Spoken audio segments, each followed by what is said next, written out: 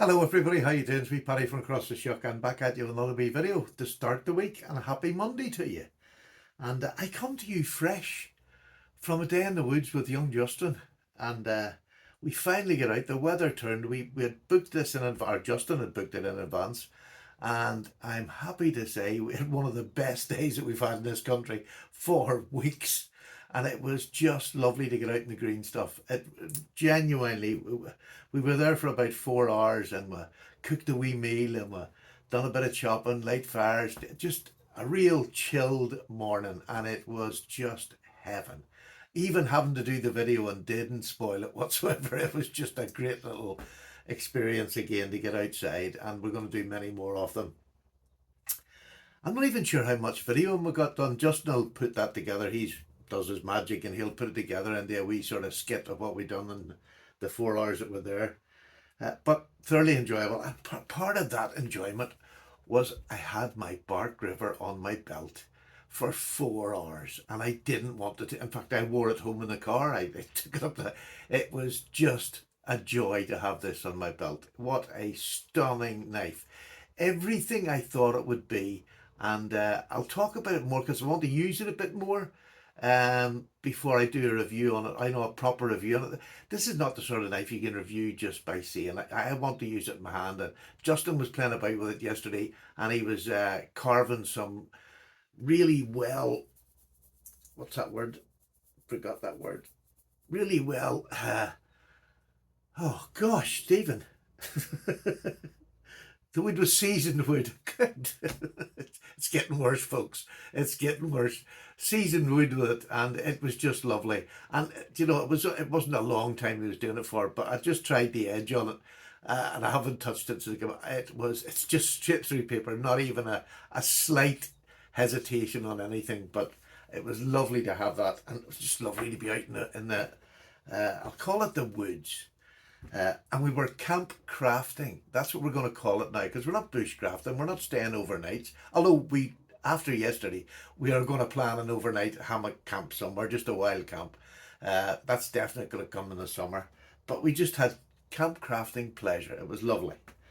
And this is just a wee chat video. That's all it is. I mean, I've been really uplifted by some of my videos recently. I've been getting really nice views. I mean, I think my the little Moki knife has got about 21,000 views. It's a long time since I've had one that's got that many views so quickly, and it really does give you a lift. So thank you to everybody who's new to the channel. You're very welcome. I've got some more subscribers. It's great to have you on the channel. We're a happy band of people. Maybe not the best reviews in the world, maybe not the best knives in the world, but we've a mixture of everything from good to, from really good budget knives to really good high-end knives, and everything in between. And sometimes we just like having a wee bit of a laugh at ourselves on our Thursday podcast. So every Thursday, if you don't know, we have a podcast, 7:30 UK time in the evening, and we have some great crack in that podcast. There's a great stable of people who come every week, and then new ones are joining in. It's my favourite night of the week, to be honest with you. So that's on every Thursday. But what am I carrying today? I've come back from my bushcraft, and I've got my Rosecraft Nullichucky. Honestly, I took this out of my pocket yesterday to go bushcrafting. I could have took it with me, but I just didn't. And I've got it back in my hand. You can't even get it. It's sold out, I think, everywhere. Heine Haynes is sold out of it here in the UK, and they're sold out of the other double-bladed one. They're just two fantastic knives, but I'm carrying this one about the house because it's single blade. The other one is a double-bladed one, which I'll be carrying after this, but at the minute I can't put this one away because I think it is so nice. It is just stunning. So that's what I'm carrying today, and I've got a nice wee green slip that just goes beautiful with it. Used to be a boy in our Facebook group used to make these slips. Beautiful slip to go with it. Really matches the colour, and beautiful leather on this. So that's away in there. And what else am I going to do today? Do you know, I thought, what shall I do? I haven't done a wee sharpening video in a while. So if any of you know, this is a knife that I got done from Ashley Harrison's apprentice, Beth, who's almost finished, if not finished, her apprenticeship. It's a 5-year apprenticeship with Arthur Wright and Son. And this is a knife she made for me. And it has even got, I don't know where you can see that. Let me just see it. It's got PPP on the back of it. She put on the back of it for me, along with her own stamp, which is here. It's beautiful. Absolutely stunning stamp. Just says Beth. Simple but perfect. Fits in. And this is a recurve. People just fight and struggle against recurve blades. And from early on, I learned the best way to do a recurve blade is with a Lansky system, because it takes no skill. It just takes a little bit of knowledge and not even a steady hand, but just holding your hand straight and moving it up and down. It needs a bit of a sharpen. So I thought I'd give it, and when I say it needs a bit of a sharpen, it probably needs a really half decent sharpen. Starting to snag there, up in the bit where you cut it. You tend to cut in this portion here of it because it's hook cuts, but it's great for parcels, boxes, anything. It's an EDC knife. You can use this for anything EDC, and especially if you're doing pull cuts, just a super little knife. Even cutting mushrooms, you can do what you want with it. So I'm going to bring you down now, and I'm going to sharpen it on the Lansky. I lost this. And it was, I found it when I was packing my bushcraft stuff yesterday. I found it in one of the bags that I'd taken out on a bushcraft day last year, and I found it again. So I thought I'll do that little review, sharpening on it. So I'll move you down, take your face away from my old mug, and there we are down on the desk. How's that? Down and dirty on the desk. I hope you can all see that. So the turn box is called because the top turns. You can see that? And inside it stores your stones. You have ceramic stones, and you get a choice of 2 ceramic stones, or you can get, like I did, which I think is the best buy out of the 2, just my opinion, and if anybody else has the others and they're happy with it, so be it. And then these are diamond stones, which do tend to cut a bit quicker. So I'm going to use the 20 degree because that's the only one I use on this. And you just put your hand at the other side of it and hold it stable, and you'll see the 2 V rods there. All you're going to do is hold your knife straight and run your knife down like that. And because it's a round stone and you're just catching the top of it, you can hear that cutting, can't you? So you'll do that, and then you'll do the other side, and it's just run your knife down. Don't rush. Go right down to the tip. You don't want to do all this turning off because you'll ruin the edge. You'll round the edge off. So just try to keep it straight all the way down to the bottom. And the closer you get to the bottom, even if it does come off, it's not going to come off too bad. So that's all you're doing. So I'm going to do this straight on, which is you want to do. And what you've got to do is just keep your hand straight. And literally don't do anything else with your hand. Just hold it straight at the top, right down to the bottom. Let me just get, I want to put this up on something. Normally I have it sitting, oh here we are, just a little, oh here we go.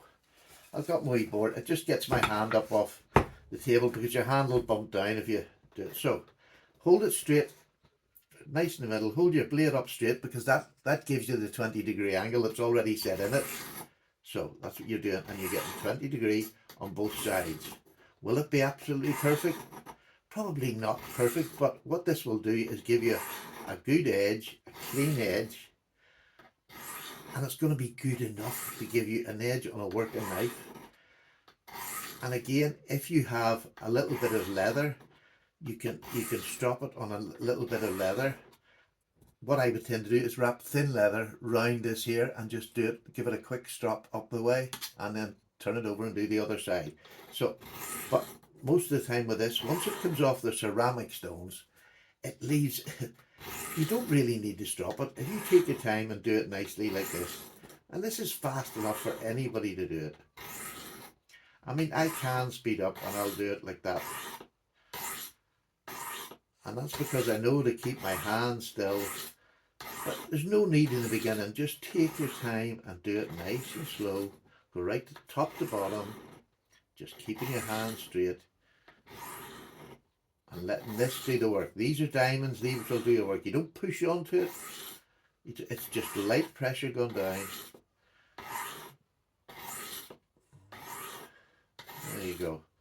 And like, Anybody can do that. All you're doing is keeping your hand straight and going top to bottom. Anybody can do this. This is not a task that anybody should struggle with. So, what's that like? Now that wasn't very long, was it? Maybe that little bit that was worn is starting to come back now. So I'll just keep going, and I'll not move on to the ceramic until I've got that cutting cleanly. And then all I'm going to do then is refine the edge down with a ceramic stone. And sometimes even after you've used the knife, and you maybe not hard used it, but you want to keep it razor sharp for the next time. You don't need to use the diamond file, and because this removes material from the blade. Just use the ceramic, and it'll bring it back to, you know, it's like any other knife. A recurve is not something to be frightened of at all, no matter how harsh the recurve is. When you're on because you're on a rounded stone, right? When this is cutting, it is just on one tiny little bit. Let me see if I can show you. It literally is, show it that way. It's literally just one. Am I getting anything there? You're on the tiniest little bit of the stone. It's just a line. So that's why you can do a recurve on a rounded stone. Oh, there we go. It's because it's literally just one little line that you're using on there. And these wee diamond stones on here, I've had this quite a while, and I've done quite a few sharpenings, and they last really well. And when you think of it, it's only one wee line, and you have a whole round stone. You know, the circumference of that is plenty, and you just keep changing it regular so you're not wearing away. And it's just a matter of twist, a wee fraction, and you're onto a fresh bit. But it's a super way to not be frightened of getting yourself a recurve blade. And I mean, some of the best recurves I've had was the Kershaw Blur. What an amazing knife. I had it for years in my collection. Just a super knife, but it has a recurve in the blade, in the back portion of the blade, which is brilliant for cutting cordage or rope or anything like that. Anything that's got a harsh material. It is absolutely amazing for cutting because it holds, you know, when you're cutting with this recurve blade, it holds it all in the center of the blade here and doesn't let it slip out. You don't slide off or anything because this just cuts right through. So super efficient knife for cutting. And if you realize that this simple little box, I don't know what price it costs now. I'm sure it's 30 odd pound now. They used to be 20 when I first bought them. But this is just, and when I first bought them, they weren't diamonds, but then there wasn't a lot of super steels in. So this will do any super steel that you've got. Doesn't matter what the steel is, this will do it because it has the diamonds. And you know, I'm saying that, and I'm saying that with a caveat that if you've got a real super steel and you let it go blunt, you could be doing this for quite a while. You know, but you don't have to do anything different, I suppose, is what I'm getting at. You'll be doing it for a much longer while with a K390, say, or something like that. You'll have to spend the time getting it sharp. So, let me get my wee hanky here now. And we should start seeing it starting to be getting better and better of an edge. There we go. And this wee bit actually feels really sharp.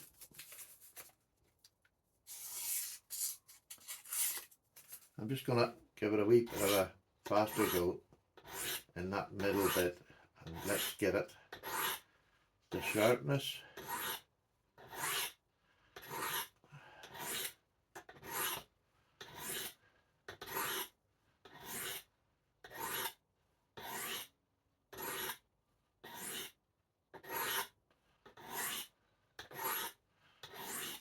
Again, you shouldn't hear anything different. It should be the same sound all the way down.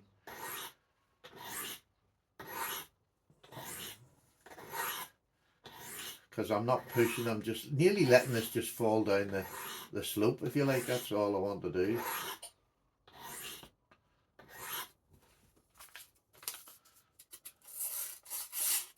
There we go, that's dead through it now. So, we'll take them out. And we'll put the ceramic stones in.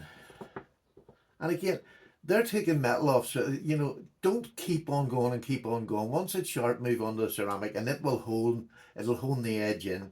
And the ceramic even takes metal off. You can see it there, but it's very, very fine. It's not going to take a whole lot of metal off the blade. So, and it doesn't change. This is the nice thing. Nothing changes. You've got a ceramic. Just let it fall to the bottom. You can hear there's no resistance on the ceramic. All this is going to do is really refine the grind lines so that they're becoming just sharper and more effective for work.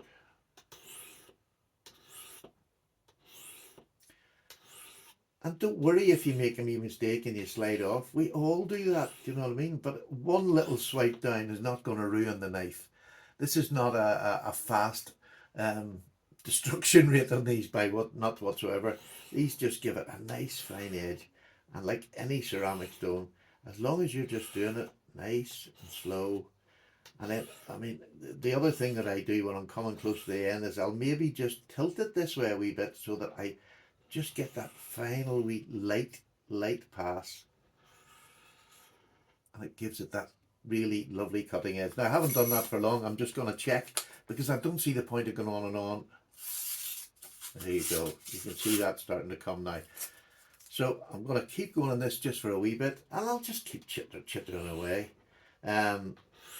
Yeah, I have to say I've got that buzz back on my channel again. And sometimes it just takes, you know, one video to go well and you just think, yeah, this is nice. And that feeling is lovely. And to all YouTubers, you know, the one thing nice about doing YouTube is when people recognize you're doing a wee bit of work. It takes a wee bit of time to do videos. And if they see you enjoying it, hopefully that makes their day a wee bit better. It makes my day doing it and showing it. And the other, you know, they get their response by watching it and commenting. Always subscribe. If you see a channel and you watch a video and you enjoy it, subscribe to it. See what more he's got coming. Do you know what I mean? And if you get in, especially with a new YouTuber, get in, give them a hit. It builds their confidence. It lets them see people are watching. Because when you just ignore them and move on, they get nothing out of it. And you get nothing out of it because you haven't joined in or you haven't got interactive. Being interactive on a video channel is fantastic. I really enjoy it. And many people have made friends on the back of each other's comments because you can answer the other person's comment as well. If you agree or you disagree, you can answer them and have a conversation. Another great way of getting involved in the community, even if you haven't got a knife channel. In fact, especially if you haven't got a knife channel. So always remember to like, comment, subscribe.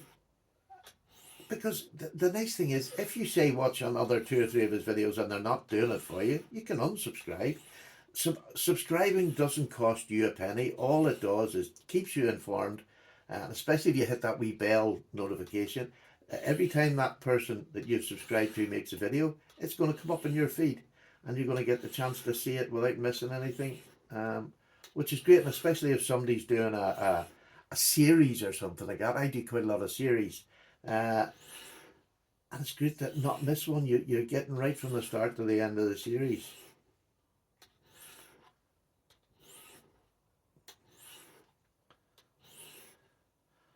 Getting this little knife from Beth was just an honour, I have to say.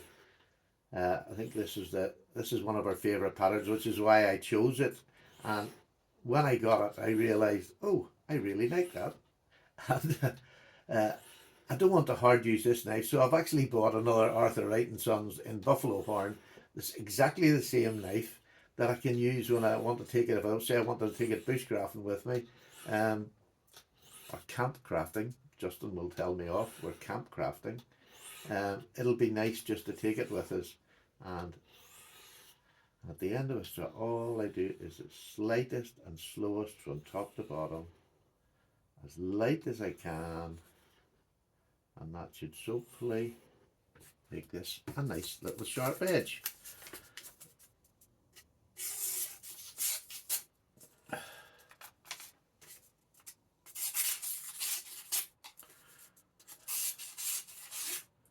And I think you can see it's now getting sharper and sharper, and it's just a matter of taking a wee bit of time to sit down. I'll finish this off later, but you've seen that, you know, in the beginning there was a real dodgy bit in the middle. Now, look at that, it's gone right the way through. And that's with me talking and just slithering on here. Don't be frightened of a recurve. This little system will do it. And you know, I'm going to go back and I'm going to start again. I'm going to do more of an edge on the two diamond ones and go back through the process again until I got this as sharp as I wanted. And there you go, Paddy's wee chat. And tomorrow night, is it the 23rd? The 23rd of this month, which I think is tomorrow night, I'm on with Rasputin's Castle. We have a little live at, what time is it? It's going to be, I think it's 5 o'clock UK time. Is it? Yeah, 5 o'clock UK time. We'll have a wee video and we're just on for an hour at tea time there.